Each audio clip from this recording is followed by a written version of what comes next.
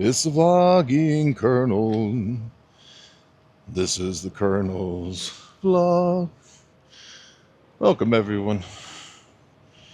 Today we're here at the downtown Louisville, I guess you could call it the Metro City Hall complex. This is a collection of buildings all around here.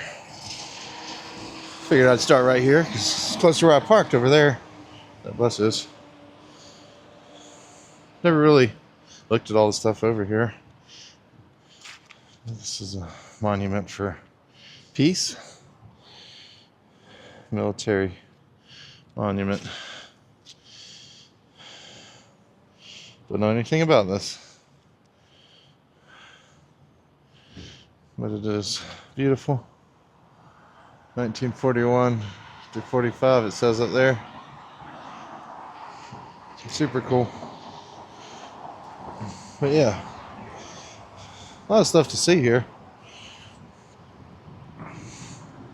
Now, I had not planned on doing this today. I'm actually working on the Standard Gravure mass shooting incident that happened west side of town. And there's some sort of event going on. This is Derby season here in Louisville, and they've closed down all the streets. I was able to get into the location down there where the shooting occurred, which is kind of turned into a parking lot behind the Courier Journal. And it is the staging area of, like, it looks like all the alphabet agencies of the federal government back there right now. There were like those LRAD microwave machines, Hummers, SWAT vehicles, and just like maybe 5 dozen blacked out government vehicles. It was quite intimidating looking, and I decided not to shoot a vlog today, basically pointing a camera at all those government people, because they would not know that I was shooting a video about 1989, and they might think I was some sort of a disruptor. Just not in the mood for that today. I don't need any run-in with the police right now. It's the Kentucky Medal of Honor Memorial here.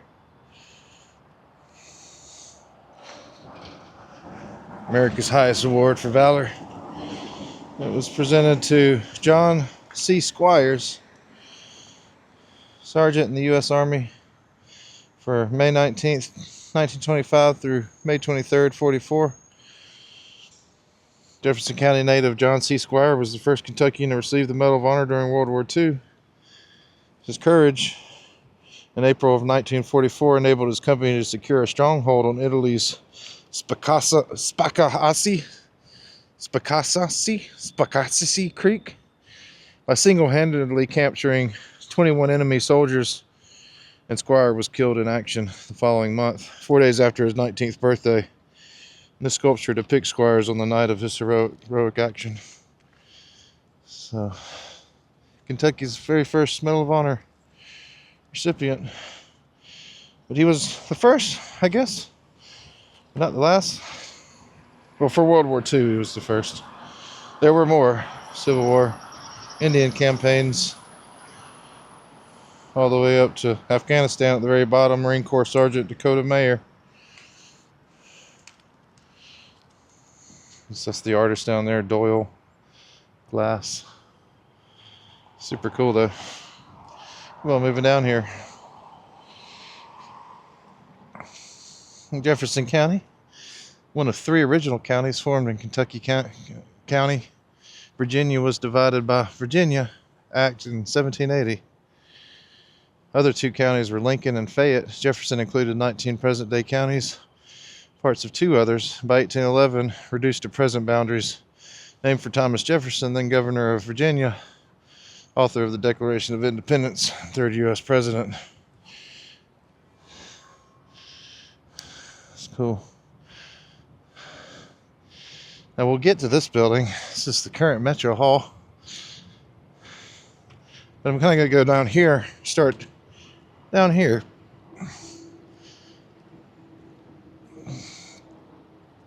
Work my way back as far as the buildings go.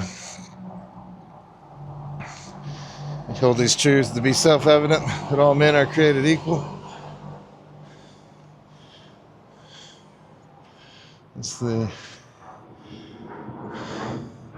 It's Thomas Jefferson up there. Almighty God hath created the mind free, and all attempts to influence it by temporal punishments or burdens are a departure from the plan of the holy author of our religion. No man shall be compelled to frequent or support any religious worship or ministry, or shall otherwise suffer on account of his religious opinions or belief. But all men shall be free to profess, and by argument to maintain their opinions in matters of religion. I know but one code of morality for men, whether acting singly or collectively. Beautiful monument, massive, it's huge. I have sworn upon the altar of God eternal hostility against every form of tyranny of the mind of man. We'll come back to this building here.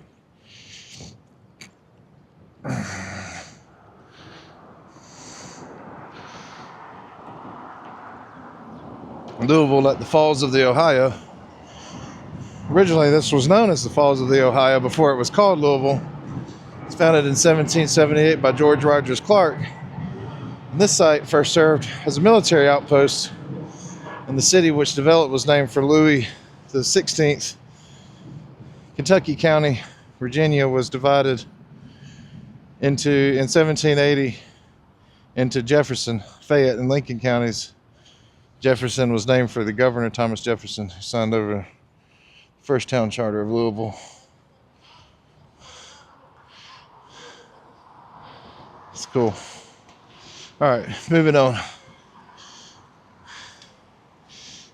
Get down here, work my way back.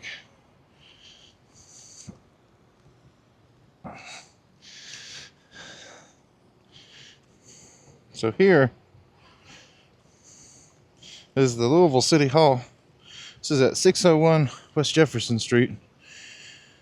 It's completed in 1873, designed by architect John Andrew Wartha. The building is a distinct blend of Italianate and French Second Empire styles, characterized by its ornate stone carvings. Wish I had a zoom to really get in there. The building is characterized by its distinct stone carvings. If you can see right above all these windows, those are carvings of livestock heads, specifically bulls and rams, representing the importance of agriculture in the local stockyards to the region's history. The exterior is noted for its Biddy carvings, which represent the city's economic identity in the post-Civil War area. The pediment above the main entrance up there features a city seal and steam locomotive moving through a landscape of flora and fauna.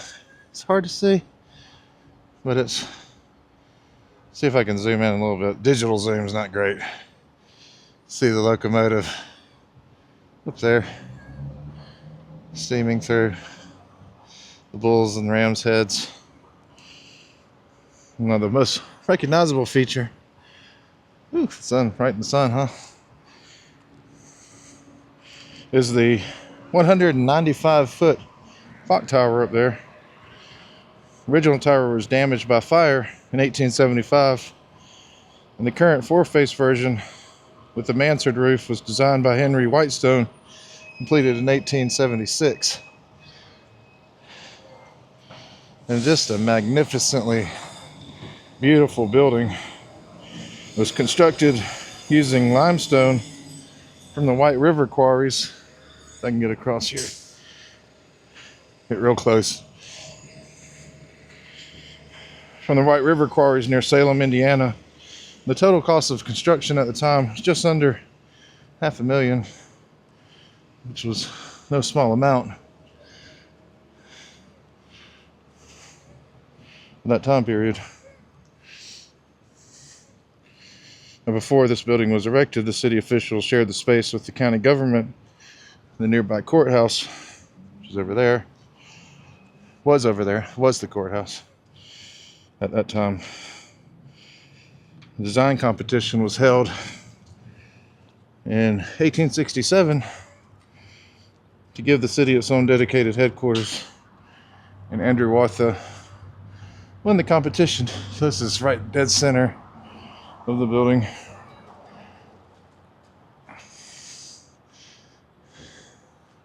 It's definitely an imposing structure. And over time, the site expanded to include a Greco-Roman style annex designed by Cornelius Curtin. Also included a former firehouse. It was added to the National Register of Historic Places in 1976. And the interior has been remodeled several times over the years, but the exterior, as you see here, has remained largely unchanged. You can actually, looks like, walk all the way up there. I don't know. I don't want to, but you could walk all the way up there to the very top.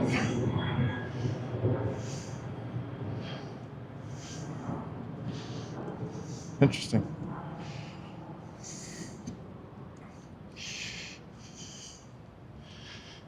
Beautiful building. Just look at that. Let me cross over to the other side. Break on through.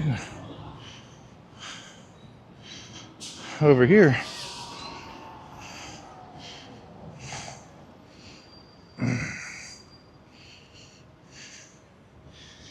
See, there's a sign right here. This was originally the courthouse back in the day. What is this?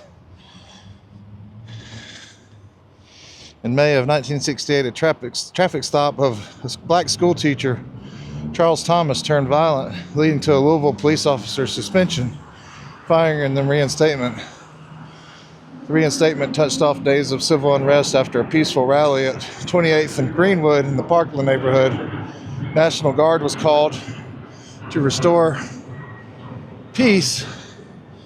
6 black Americans, who later became known as the Black Six, were scapegoated, falsely charged with the conspiracy in connection with the unrest, and faced additional accusations of planning to blow up oil refineries in the West End and to destroy private properties.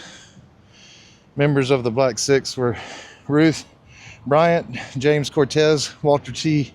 Pete Cosby, Samuel Hawkins, Manfred Reed, and Robert Kuyu Sims. Some of them barely knew each other, lost their livelihoods, suffered irreparable harm to their reputations.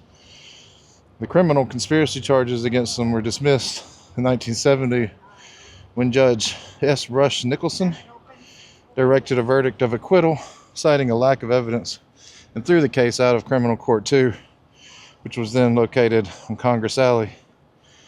2022, Louisville Mayor Greg Fisher issued an apology on behalf of the city to members of the Black Six and their families for the harm inflicted upon them. This marker is dedicated to the Black Six who struggle taught to never give up the battle for dignity and justice. 2022. I never heard that story. Interesting little side note here. The pride flag flying up there, I guess. So this is currently what we call Metro Hall here. Originally known as the Jefferson County Courthouse. It's one of the oldest, most significant government buildings in the region.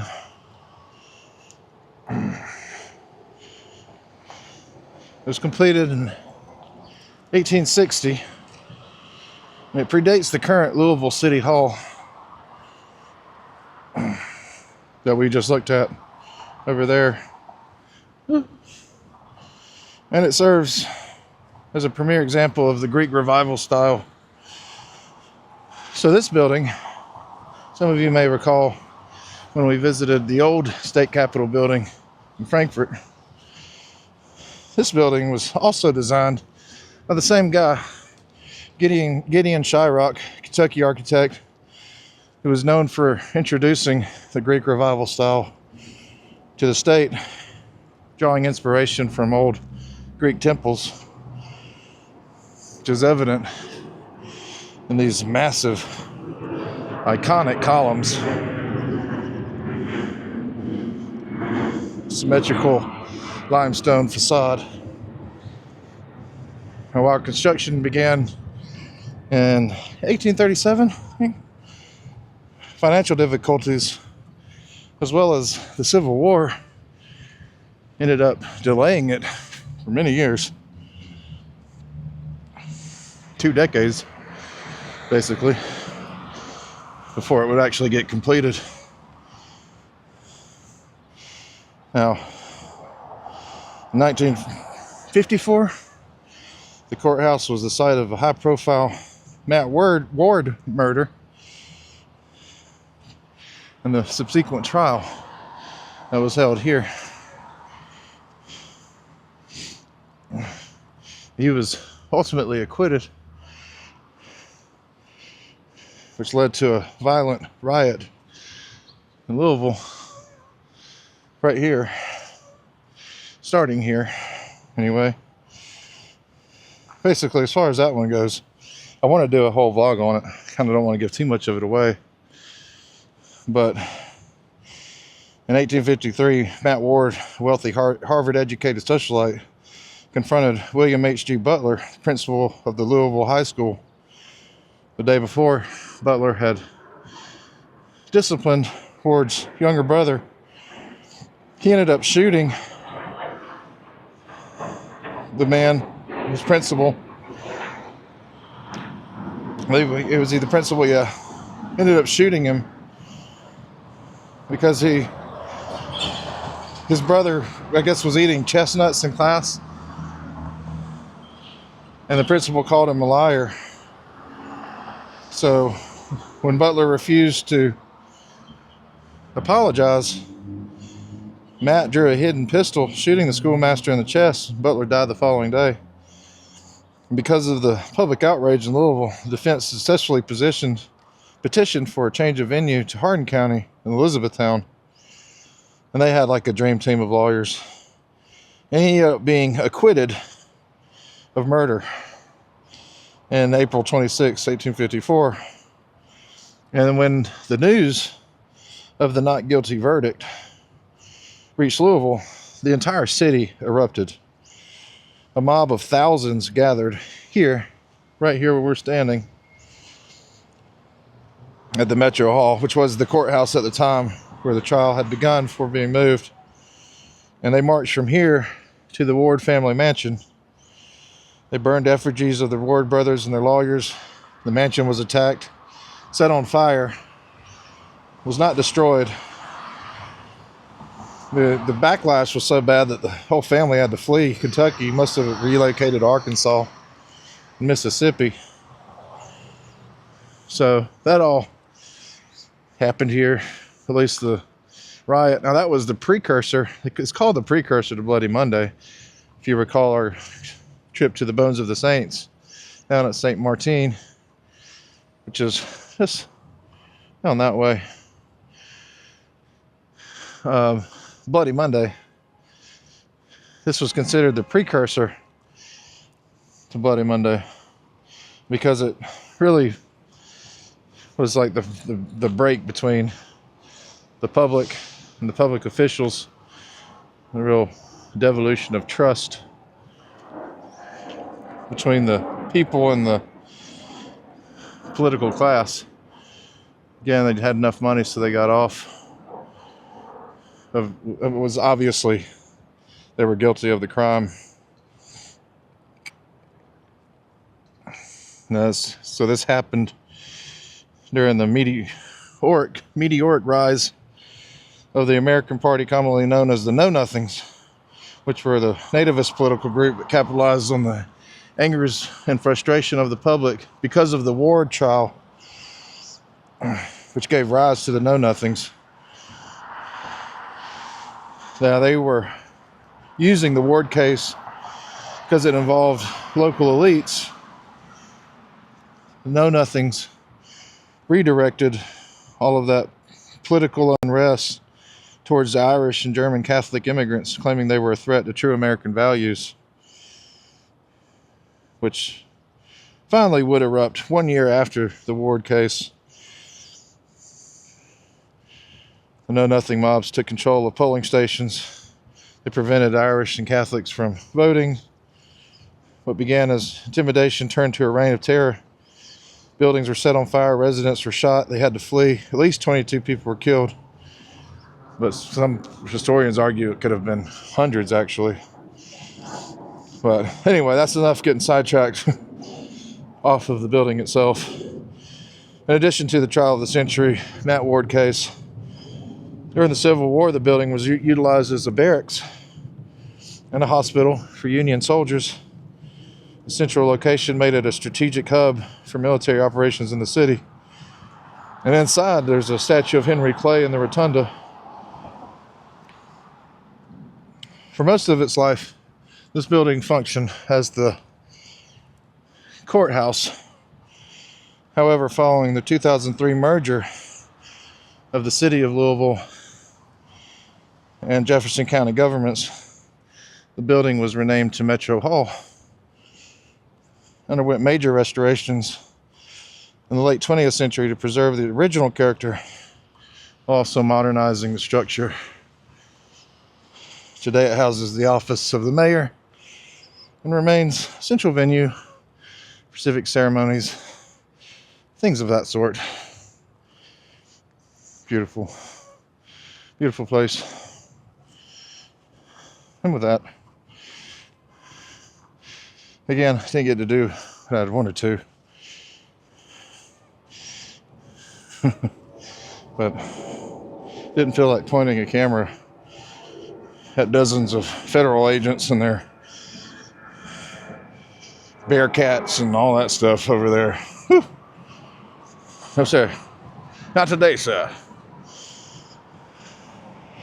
But hey, the benefit, we had a little spontaneous side excursion to the Louisville Metro civic center of town here.